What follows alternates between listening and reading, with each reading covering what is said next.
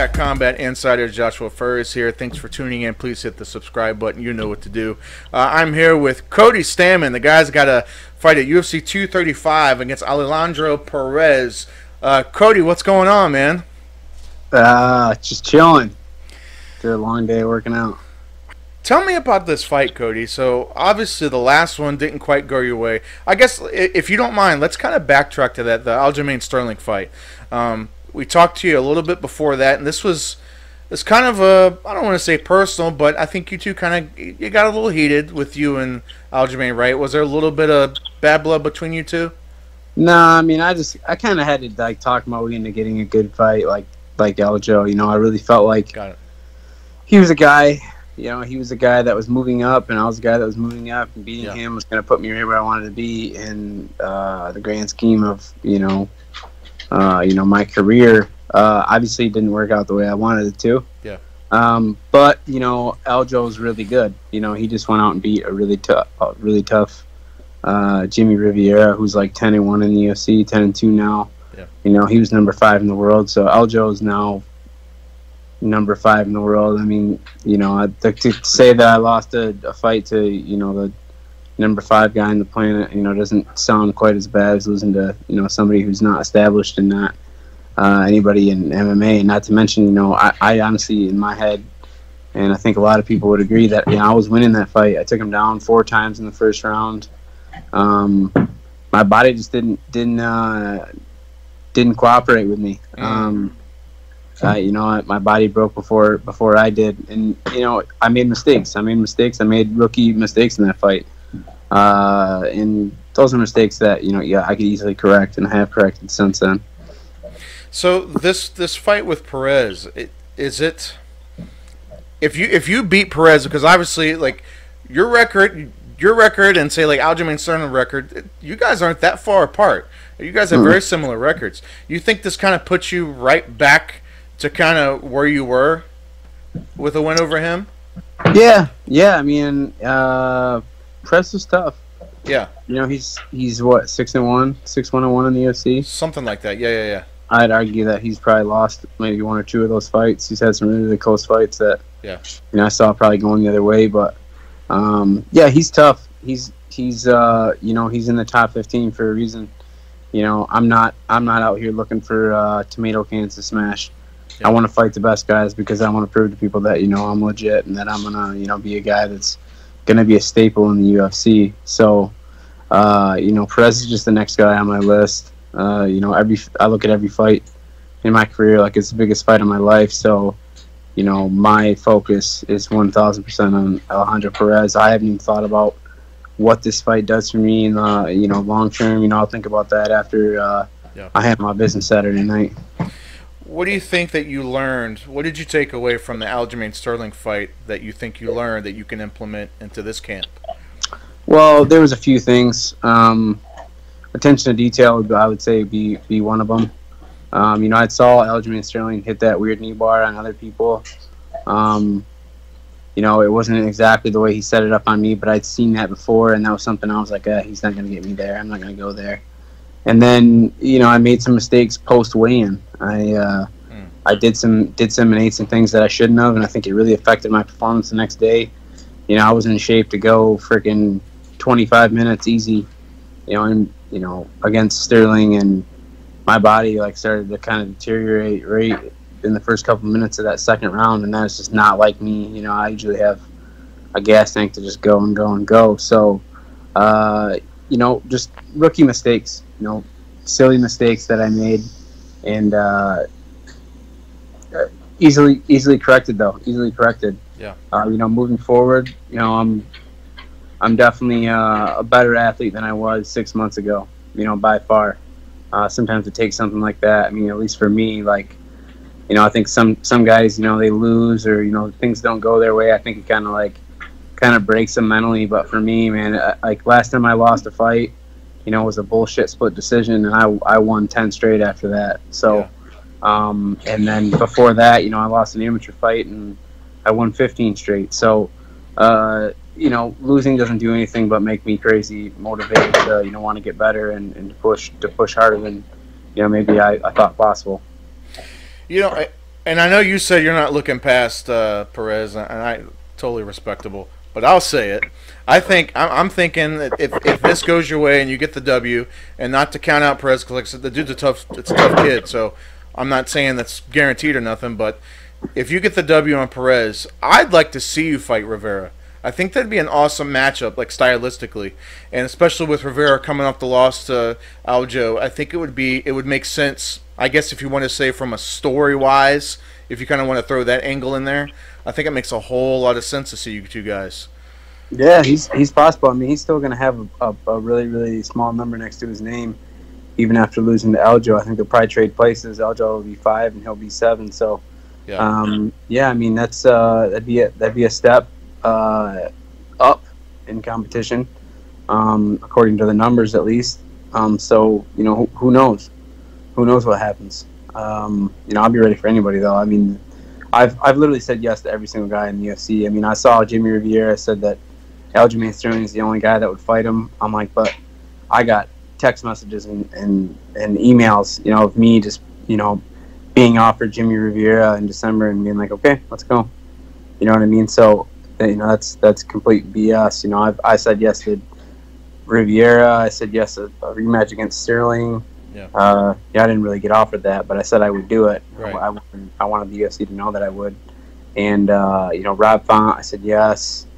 John Lineker, I was trying to get plugged after Dominic Cruz got hurt. So I've been going. I want to go after somebody with that number next to their name to put that loss to Aljamain Sterling behind me. You know what I mean? So that way I can kind of, what's one thing you lose to a really good guy, and then you go beat an even better guy. Well, that loss doesn't mean as much then. So, and that's the way I look at it, because I know that I have the potential to do that and to beat those guys. I guess you already answered it, but I mean, the Jimmy Rivera fight and Aljo fight from this past weekend. Did you see anything maybe out of that fight that you could take away with maybe, like you said, with a possible rematch against Aljo or a fight against Jimmy? Is there anything that maybe you could exploit, things that you saw? Well, Jimmy doesn't like getting kicked. It shuts him down big time. And Aljo likes to throw those empty kicks, and he's really, really good. Normally a guy that just chucks kicks like that, it's really easy to kind of counter. But, I mean, having been in there in the cage against him, he's really good at kicking and getting the hell out. He's really hard to find in there. Like, I fought guys that move around a lot, but no one ever like Aljo. I was literally chasing him all over the place in the first round. He's a hard guy to hit, really, really hard guy to hit. Very awkward, moves really well, is good at just barely getting out. So I knew that was going to be a horrible fight for Rivera. I mean, obviously, if I was fighting Jimmy, I would fight him the exact same way. But more than, what it showed that Jimmy Rivera is capable of, I mean, Aljamain Sterling went in there and absolutely freaking dismantled a top 5 opponent, like, really bad. I mean, so I think that kind of shows how good he is, really. Yeah, 100%, man. And I guess going down the line, and I know you don't want to look past them, but what are you looking to get out of 2019? As far as, like I said, let's say you beat Perez. I don't know. Let's say one of the other 2 fights happen, and maybe that puts you somewhere, in the title contention picture. What is Cody Stamann looking to get out of 2019 out of the UFC? 2019, I have one goal, and that's to win 3 fights. That's my only goal. I'm going to fight 3 times, and I'm going to win 3 times, and that's my only goal. I don't care if it's against Alejandro Perez and 2 guys no one's ever heard of, or if it's Alejandro Perez, TJ Dillashaw, and Cody Garbrandt. You know what I mean? I don't care. I'm just aiming to win 3 fights. That's the goal. If anything, I've learned that the fighting career is not. It's not a race.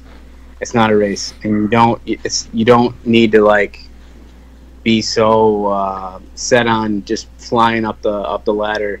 And that's kind of something that I was so set on, coming into the UFC, and I just hadn't been I was 14-1 when I got in the UFC, which I've been beating tough guys and beating them decisively.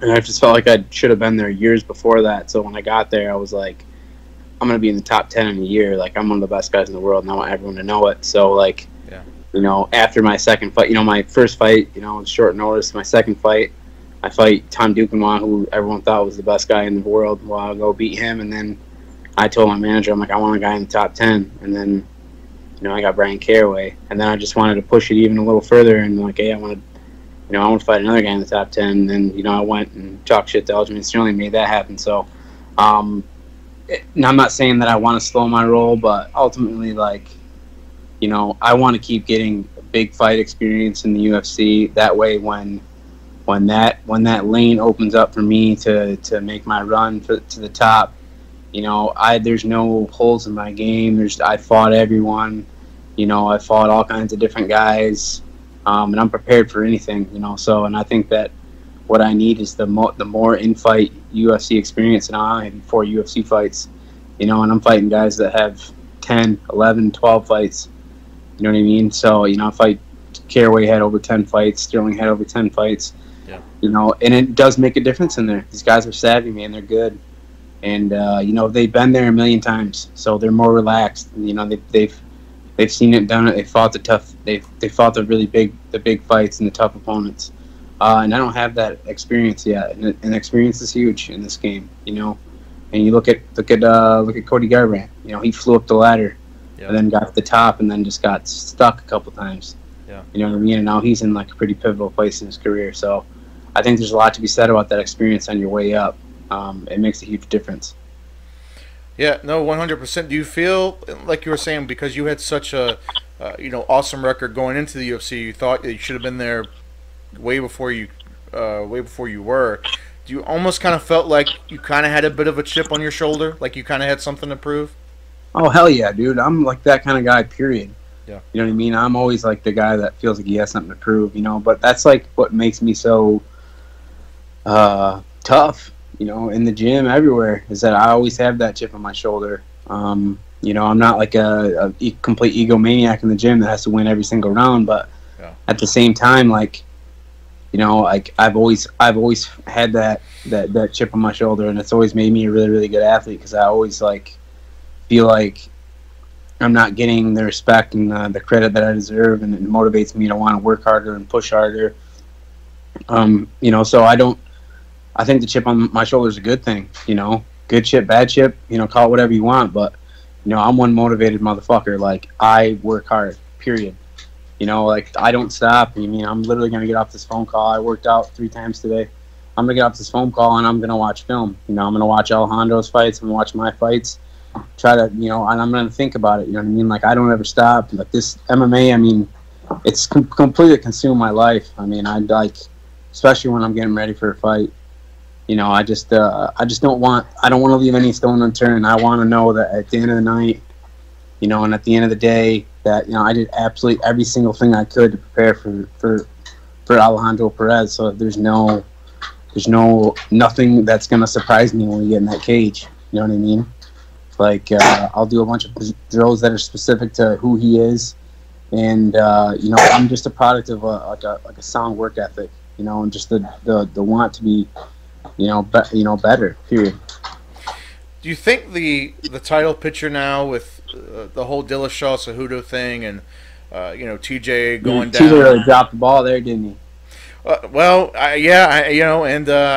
And now there's talk of Cejudo coming up, and kind of jumping the line. Do you think that's bad for the division? It's because it feels like it's kind of stalling. Because I feel like I don't think there'll be a 3 if TJ beats Cejudo, but it just feels a little awkward to me.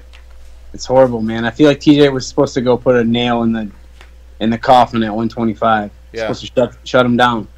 And then he went and lost. And now he messed it up. And now the ball's in Henry's court. Now Henry can say, no, like, I'm not fighting you at 25 again. Like, you had your shot at 25. I'm coming to get your belt at 35. Yeah. Which is BS, because he doesn't deserve that shot at 35. There's Marlon Moraes, who's been putting people down in the first round, got 3 first-round finishes against top 5 guys. The dude's a freaking killer. Like, he's the guy that deserves that shot. Yeah. And then you got a guy like Dominic Cruz who can't make it to fight day. I get it. Injuries fucking suck, but dude, like, how many injuries does it take? How many fights do you got to pull out of, like, before you're just like, my body's just not doing what I need it to do. Like, he's an awesome commentator. Oh yeah. You know, I want Dominic Cruz to like just be done. You know, get him out of the picture, and then you know you got a couple guys that are deserving. You know, the thing is like bantamweight is freaking stacked. Honestly, the only division that I know right now that is more stacked is 155. Yeah. And I'm not sure that it's more stacked. I just think the guys at the top are more well known than the bantamweights. I think that's fair. I think that's a fair statement. Yeah. I think that's a fair statement. It's because it's crazy. You got all these guys that are killers. You know, all these guys that have such good records, and all these guys that are, you know, they're all fighting each other, and it's all like, you know, this guy beats this guy beats this guy, and like no one's really going on that much of a run besides Marlon. You know, so you know, Marlon's obviously number one for the title, but I mean, there's like 4 guys tied for number 2, so yeah, it's a mess. It's a mess. You know, that's why I'm saying like I'm not in that much of a hurry to get up there and fight those guys. Yeah. I mean, I will if I get offered. You know, if I get offered Jimmy Rivera, I'm gonna do it. You know, if I get offered, you know, John Lineker, I'm gonna do it. Yeah. But if I get offered someone that's out of the top 15, I'm gonna do that too. You know, so you know, for me, it's about stringing them together. You know, beating a bunch of dudes, and you know, whatever their name is, whatever their record is, you know, whatever number they are in the UFC, you know, I'm just going to go out there and win because that's what I know to do. Did you think that the Cejudo Dillashaw fight, do you think it could have went just a touch longer? You know, with him going in for the single leg, and obviously he took a lot of damage, and you know the ref called it. Do you think it could have went or should have went a little bit longer, being that it was the champ versus champ fight? Yeah, I mean, I think that he should have let someone die in there, but I also think the ref was probably just doing his job. I mean, TJ was rock bad. Yeah, I was there live, right? So like then live, like everything happened so fast, you didn't even see that punch land. You know what I mean? It was more like Henry's elbow skimmed TJ's head, then he kind of stumbled, and then Henry jumped on him, and he did hit him with some hard shots after he was rocked. You know, I definitely think that that the fans deserve to see what happened there. You know, whether it was, you know, TJ takes freaking 10 more unanswered shots, and he's you know unconscious for 2 minutes.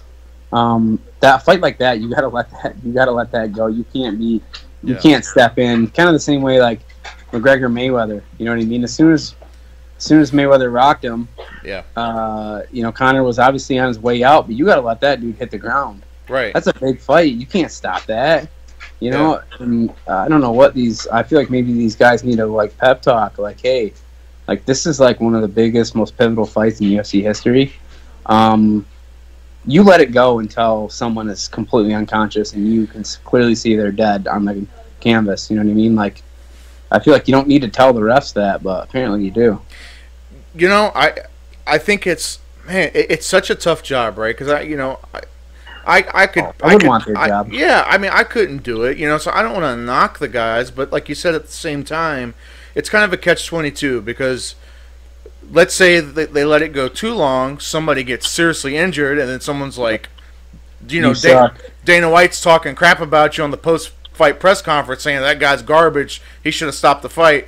You know, it's kind of both ways, you know. I know Big John... You need to be really good at making those game time decisions. You know what I mean? You need to. Yeah, and there's a thing. The thing is like there's a few refs, Big John, you know, Jason Herzog. Who's the other guy? He's refed a few of my fights in Las Vegas. Can't think of his name. Big dude, nice, good haircut. And I see these guys, and I see them. They're everywhere, and like they're really, really good at their job. Even like the pre-fight like talk they give you, you can just tell like these guys are serious, man. They take their job serious, as they should. And then you get these other guys, you know, who are kind of new and like there's still a learning curve there, and they're making mistakes in big fights like that. I'm like, dude, how does this guy get in this position? How is he reffing this fight? Like I don't understand, you know. It doesn't make any sense. But then I realized that it's not the UFC, it's the Athletic Commission that's making that happen. Right. You know, they're the one fucking everything up. So yeah, you can't blame the UFC for that. You got, you know, it's the Athletic Commission, and they should be a little bit more, careful about who they're letting in there. They want those big fights in their town. That generates a lot of money for their athletic commission and stuff. Yes. And when stuff like that happens, you got to think that kind of puts a stain on the night for him. Well, like Big John was saying that, he doesn't he doesn't referee every single fight he does the exact same way. He says he thinks it's impossible. Meaning, like, certain fighters have certain tendencies, right? So, for instance, if you've reffed one fighter X amount of times, you know that guy can take a little more damage than, say, Doug can take more damage than Bob over here, right? Yep. So he's like, and especially a fight like that, like a champ versus champ fight, like you said, you have to let it go just a little bit longer. You just have to. You can't ref it. You can't ref every single fight the same. And I've seen TJ rocked how many times? You know what I mean? Well, Cody rocked him. Yeah, he almost put him down. Yeah. And the crazy thing is, like, TJ was, like, dead. He was unconscious. And he hit the mat and woke up. Yep. And was moving his head. And, like, stumbled back to the stool. But he was fine the next round. He came out the next round 100%. So he's exception. He's an exceptional freaking athlete that can recover extremely fast because he's in such good shape. So, it's that's another thing that ref should have probably taken into account. 100%. Well, man, look, we don't want to take up too much of your time, man. I know you got a whole bunch of stuff you got to do, but thank you so much. Thank you so much for your time, sir. It was an absolute pleasure to talk to you. Cody Stamann, he's fighting UFC 235 March 2nd versus Alejandro Perez. Check him out. Every single time you say his name, I just think of that song, like Alejandro. Every time someone says his name, am I jacking up his name? Is that right? I don't know. I honestly have no idea. Like, it might be like something totally different. I think it's spelled Alejandro, but like that song plays in my head Alejandro. Every time someone says it. Like I think of that song. So it's hard to take this guy serious. Well, Cody Stamann versus Alejandro Perez. Like I said, UFC 235 March 2nd. Check it out. Like I said, absolute pleasure, sir. Thanks so much for your time. And thank you. That's Cody Stamann. I'm Josh Furs. We're Combat Insiders, and we're out.